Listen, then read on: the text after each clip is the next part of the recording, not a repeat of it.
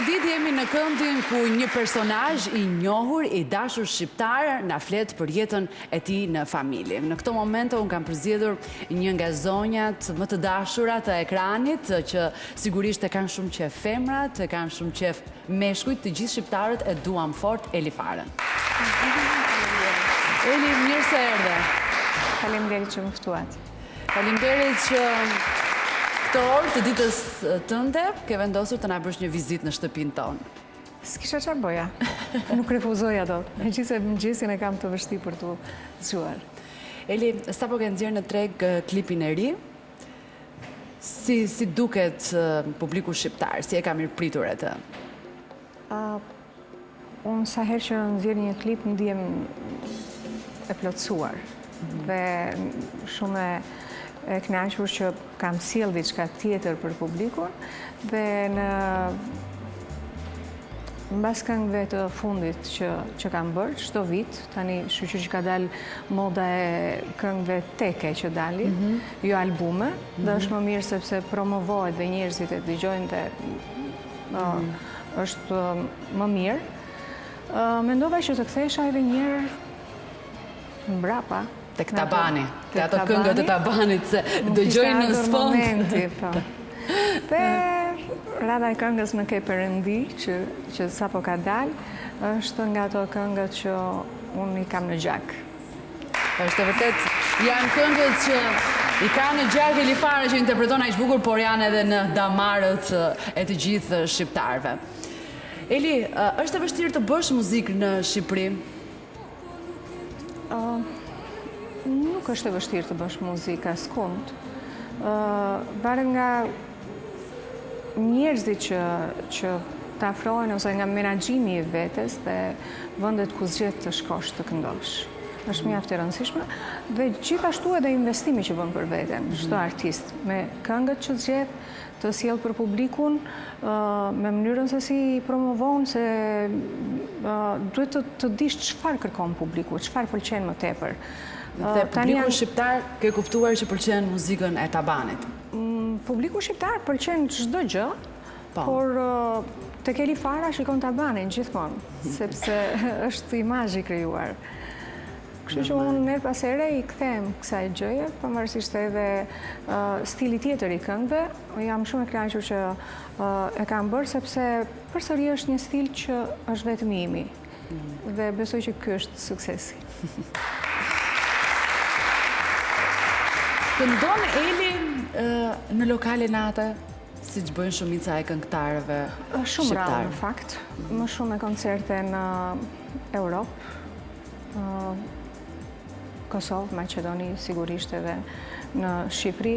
Ftesa private familjare, sigurisht që po. Por në lokale shumë rrallë. Në ato lokale ku mendoj që ja vlen, si e ftuar speciale, jeshtë çdo herë. Në fakt, duke të njohur nga afër prej vitesh, kam dëgjuar që Eli Farën zakonisht të ftojnë për dasma si surpriza e dasmës. Eli, si ndihesh në këto momente të jesh në shumicën e dasmave shqiptare si personi që ftohesh surprizë? Mjaft e nderuar një herë, sepse është gjithmonë eventet familjare kanë atë mallin, emocionin e veçantë dhe gjithkush që do të bëj surprizë një këngëtare, motrës apo gruas, nuk e di, ose prindërve të çiftit, përjeton një emocion komplet tjetër. Është një emocion nga të dy palët. Dhe çuditërisht unë këtë vit kam pasur ftesa pafund për të marrë pjesë në për dasma si surprizë. Shumë bukur. Njerëz që do pason për çapin, telefonin, presin mjaft mirë, është bukur. Vërtet diçka e veçantë. Si ja ke bërë që gjatë gjithë jetës, gjatë gjithë karrierës tënde, të jesh vërtet një surprizë e bukur gjithmonë për publikun shqiptar? Ai gjithmonë të ka dashur. Që në fillimet e tua, që kur je shfaqur në ekran, si ja ka dalë Eli Fara? Na tregon disa sekret? Nuk është puna se ja del me qëllim ndonjë gjëje.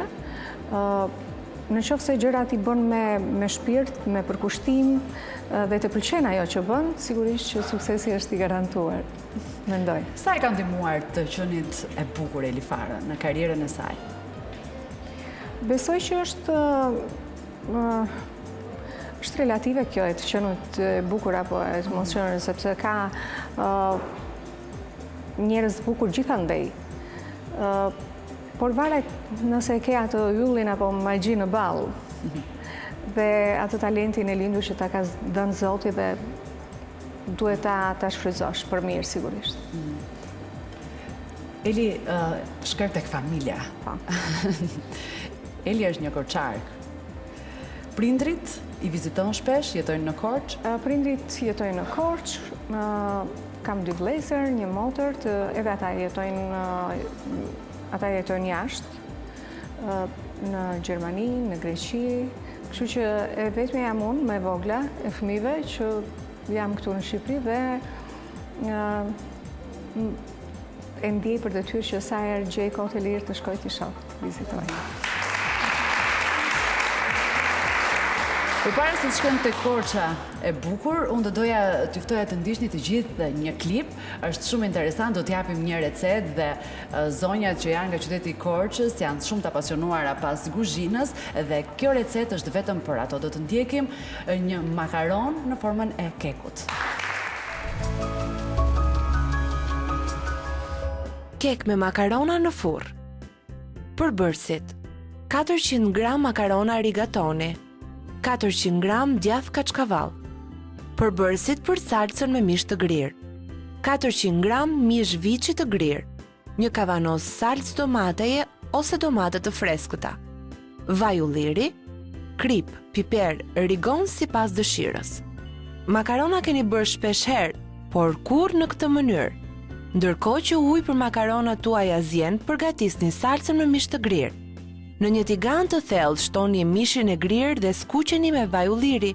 Shtoni në të një kavanoz salcë domateje ose domate të freskëta të grira. Më pas shtoni krip, piper, rigon, hudhër të shtypur sipas dëshirës. E lejojmë të skuqet për rreth 20 minuta. Pasi të keni zier 400 gram makarona, shtoni në to 400 gram djath kaçkavall të thërmuar dhe përzjejini mirë. Më pas, shtroni të gjithë makaronat në këtë mënyrë në tavën në të cilën do t'i piqni. Shtoni mbi to salcën me mish të grirë që keni përgatitur. Me anë të një luge përhapeni mirë dhe shtoni mbi të edhe pak djath kaçkavall të grirë. Më pas, vendosini në furr për rreth 30 ose 40 minuta. Salcën e makaronave mund ta bëni si të dëshironi, me përbërësit që ju pëlqejnë më tepër. Si e ke marrëdhënie me makaronat? Me makaronat, shka? Në fakt, vetëm kur shkoj në Itali, kam qef të ha makarona. Ndryshe në shtëpi ralli gatuajon më shpesh Marina. Është specialiteti i saj. Marina është vajza e Elifarës. Sa vjeç është Marina? Është sa vjet. Është disa vjet.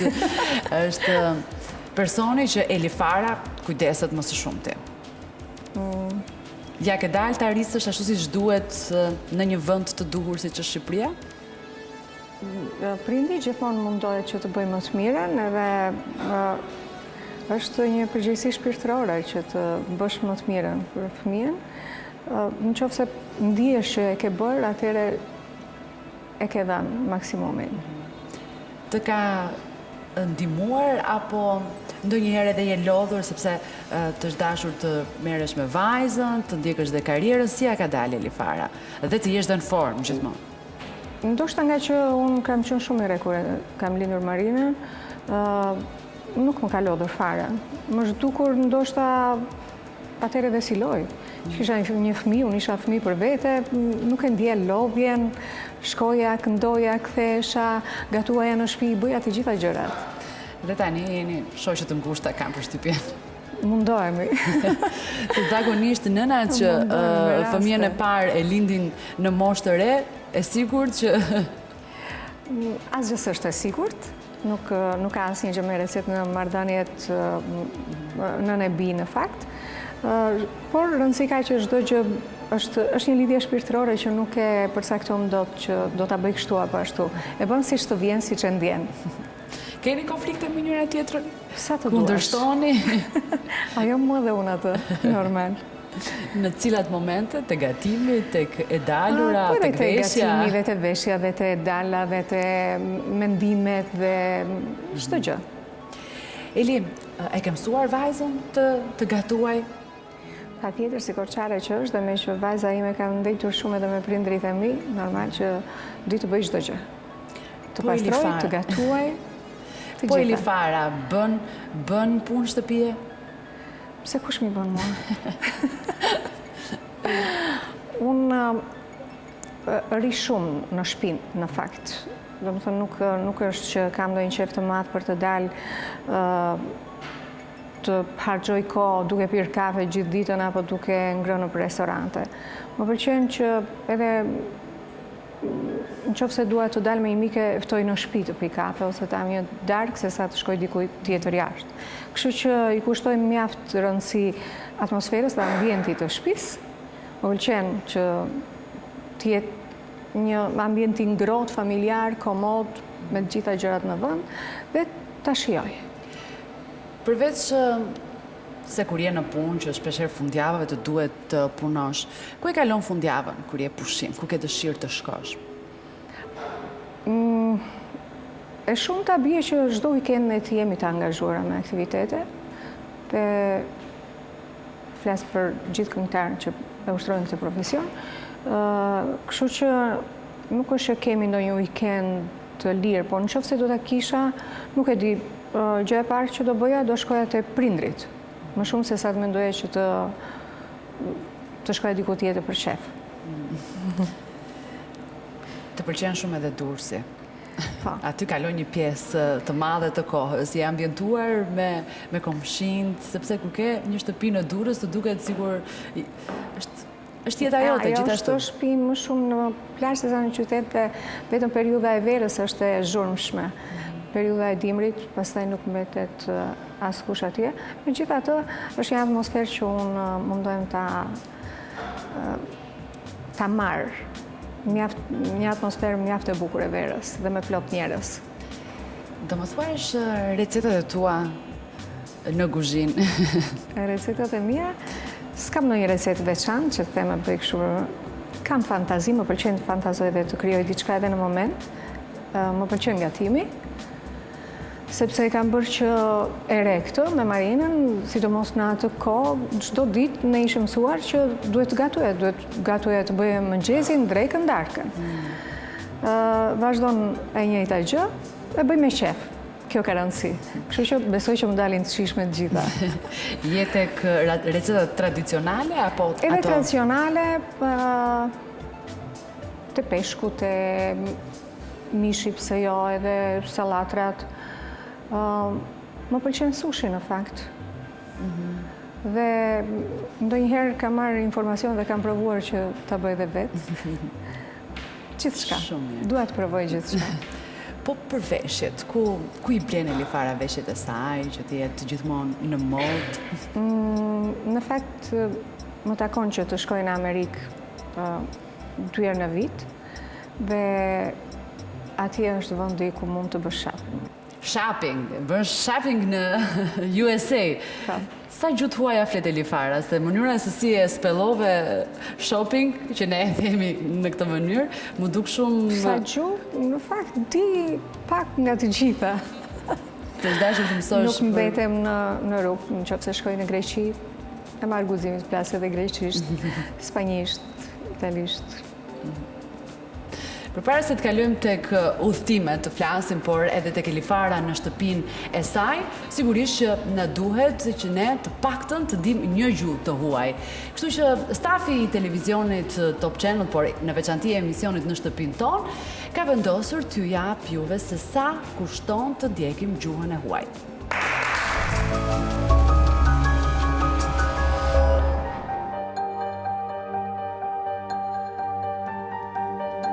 Të njohësh një gjuhë të huaj nuk është më një luks, por tashmë është një domosdoshmëri.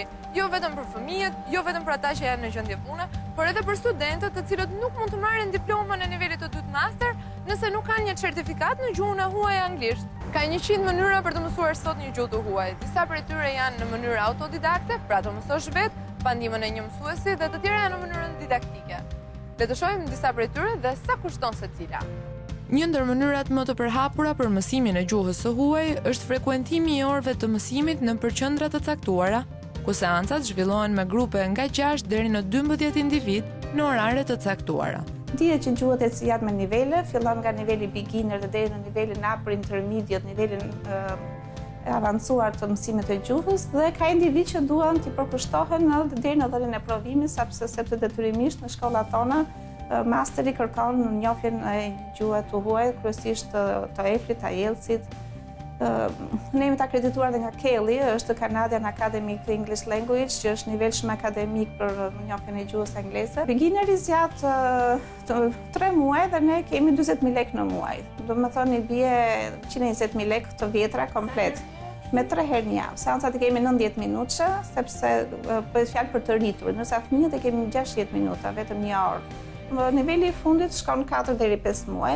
Për këtë çmime, thash, fillojnë nga 120.000 lekë, 140.000 lekë dhe niveli për përgatitjen e të EFL-it, IELTS-it shkon 250-300.000 lekë të vjetra. Librat ne kemi të përfshira në çmim tek qendra jon. Certifikatat që lëshojmë ne janë certifikata niveli, që do thotë çdo individ pariset me certifikat nga niveli beginner deri në nivelin upper, qoftë edhe advanced, ndërsa certifikata e Kelly-t, që është testimi ndërkombëtar zyrtar, paktën tek institucioni ynë, vlen edhe për studime master apo për studime jashtë vendit.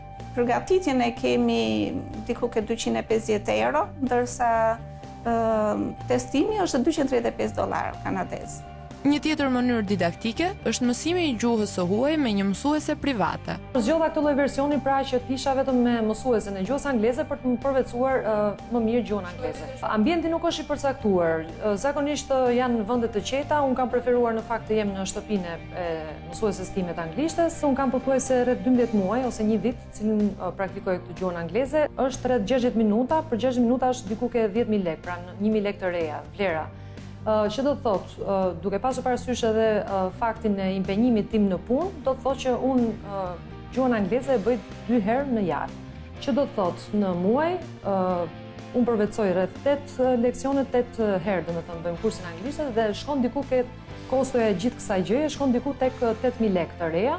Në një vit që unë kam përvetësuar gjuhën angleze, kam bërë një, po themi, një shpenzim rreth diku tek 100.000 lekë të reja, pra 1 milion lekë. Librat janë diku tek vlera e 2.500 lekë. Do të thënë është libri që është libri i punës bashkë me librin e leksioneve dhe natyrisht shoqërohet me një DVD e cila të ndihmon në një farë mënyre për të përvetësuar të folur në gjuhën angleze. Në të njëjtën mënyrë, ku mësimi zhvillohet në mënyrë individuale mes një mësuesi dhe një nxënësi, së fundmi është futur në botën online. Faqe të ndryshme në web mundësojnë një orë leksioni me një mësuese të gjuhës së huaj nëpërmjet Skype-it. Te kjo faqe, një seancë 60 minuta kushton €10 dhe pagesa kryhet në PayPal. Individ të tjerë që mendojnë se janë më të vullnetshëm apo duan të jenë më fleksibël me kohën kur dhe sa gjatë do i përkushtohen mësimit të një gjuhe të huaj, zgjedhin ta mësojnë atë vetëm pa ndjekjen e ndonjë mësuesi. Ky quhet mësim autodidakt dhe ka disa alternativa. E para është të mësosh duke parë dhe dëgjuar tutorialet apo videot ilustruese në YouTube. Për të mësuar anglishten për shembull, mjafton të shkruash në kutinë e kërkimit "Mëso anglisht falas". Një tjetër zgjidhje, ndoshta ndër më tradicionalet, është të shkosh në një librari dhe të pyesësh për librat që ata ofrojnë për të mësuar anglishten apo një tjetër gjuhë të huaj. Dhe ato që neve i disponojmë janë anglishtja, duke filluar që nga një libër shumë i madh, që ka 120.000 shembuj të idioma, duke vazhduar që është me çmimin 6.000 lekë të reja, vazhdojmë pastaj duke zbritur, por deri tek 10.000 lekëshi. Qoftë edhe 2 gjuhëshi që është brenda, që është 1.000 lekë të reja. Se sa për metodat, para 90-s, metodat e anglishtes fillonin me seshellat, që janë 4 librat e seshell që mbarojnë pjesën e metodës anglishtes, që e përfshin komplet, janë seshell 1, 2, 3 dhe 4. Do me thënë me këtë, neve në ato kohë thonin që i është e mbaruar. Ky set kushton 1.200 lekë të reja. Kemi një libër tjetër shumë më të mirë që neve posedojmë si librari, që është gjuha angleze për fëmijë. Kjo është edhe me audio, e dëgjon kudo që të jesh. Kjo kushton 900 lekë. Ndryshe nga ajo që përmendëm më sipër, mënyra më e re për të mësuar një gjuhë të huaj është ajo që quhet talk to me. Si metodologji pune ekzistojnë dy versione që ne kemi në treg. Një version është versioni nëpërmjet formatit CD-ROM. Pra, përdoruesi ka CD-ROM-in që instalon në kompjuter dhe mund ta përdorë kur dëshiron ai vet, sa herë dëshiron, madje mund ta përdorë ai dhe pjesëtarët e familjes. Për të rriturit janë disa versione apo disa nivele, niveli fillestar mesatar, niveli mesatar i përparuar dhe paketa e plot. Këto si paketa, secili nivel është 50 euro dhe paketa e plot është 75 euro. Ekziston gjithashtu dhe një version tjetër për grup moshat 4 deri në 12 vjeç. Është ndarë në 3 nivele dhe ekziston dhe paketa e plot, ku përfshihen të gjitha këto grup mosha, që është paketa 4-12 vjeç. 3 nivelet e para të ndara, siç e thash më përpara, janë nga 49 euro secila, ndërkohë që paketa e plot është 99 euro. Në të gjitha rastet, të gjitha paketat janë të shqipëruara. Nëse përdoruesi ka aftësi apo ka njohuri e zëm në shkrim, në lexim dhe preferon të praktikojë vetëm të folurën dhe të kuptuarën, ekziston mundësia që të përzgjedhë vetëm këto dy aftësi dhe do i paraqiten vetëm ushtrimet që kanë këto aftësi. Por ne vetë nuk bëjmë certifikim të llojit TOEIC apo TOEFL, pavarur nga ne sigurisht. Pra, mënyrat për të mësuar një gjuhë të huaj janë të shumta, si dhe ofrohen në një varietet çmimesh, por edhe niveli i mësimit të gjuhës së huaj në të gjitha mënyrat është i ndryshëm. Në fund, marrja e një certifikate të njohjes së gjuhës është një kosto tjetër, që varion nga 100 deri në 250 euro, në varësi të shkollës që lëshon certifikatën. Shkollat ndryshojnë nga njëra tjetra nga shteti dhe institucioni që i njeh certifikatat e tyre.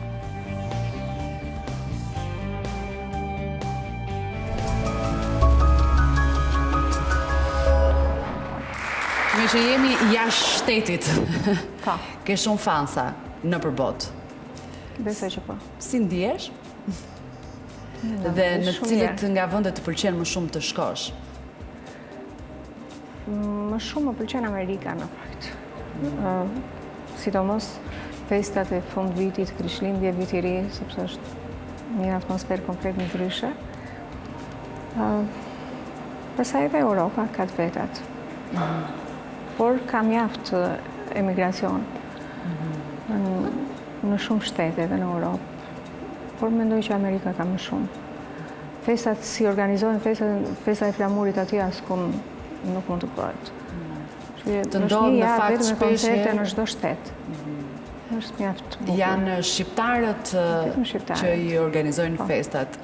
Dhe është kënaqësi e veçantë në fakt të shohin nga afër e të ndjejnë. Gati shumë këngëtarë, të shumë të këngëtarëve shkojnë në Amerikë për festën e flamurit.